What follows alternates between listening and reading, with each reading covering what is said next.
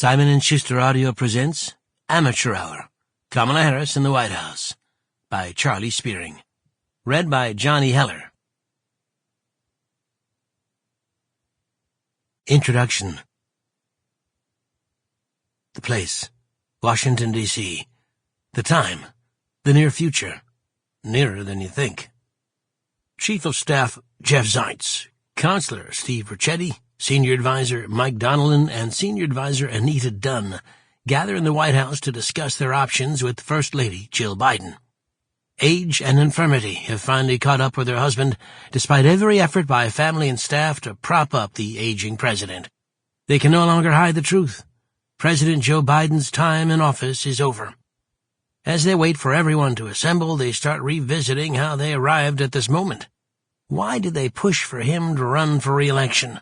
Did they really think he could make it another 4 years? The signs of decline were already there. Staffers found him vacant and listless while attempting to brief him ahead of public events. They created note cards. You take your seat. You give brief comments. You depart, the instructions read. The teleprompter speeches grew shorter and simpler, and interactions with the public and even supporters were dialed back. Long stretches of rest were carved out of his schedule, and the press was shut out to limit moments of embarrassment. There was only so much they could do. The frequent coughing could no longer be stifled with a few cough drops. The stiffness grew more apparent as he walked to and from the podium. He lashed out angrily when questioned by the press and appeared lost and confused while aides directed him. The world was watching as the leader of the free world was repeatedly stumbling, falling on the stairs while boarding Air Force One, tipping over on his bicycle, and tripping and falling on stage.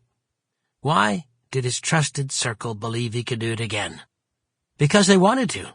He was, after all, the only one who defeated former President Donald Trump. They thought, hoped he could pull it off once more. Biden was passionate about driving Trump and his entire political movement into the dustbin of history.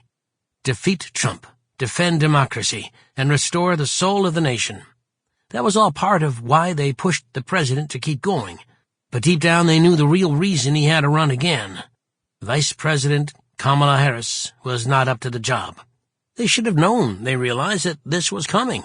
In modern history, many vice presidents have stepped in and taken power suddenly in cases of ill health or national tragedy or near misses.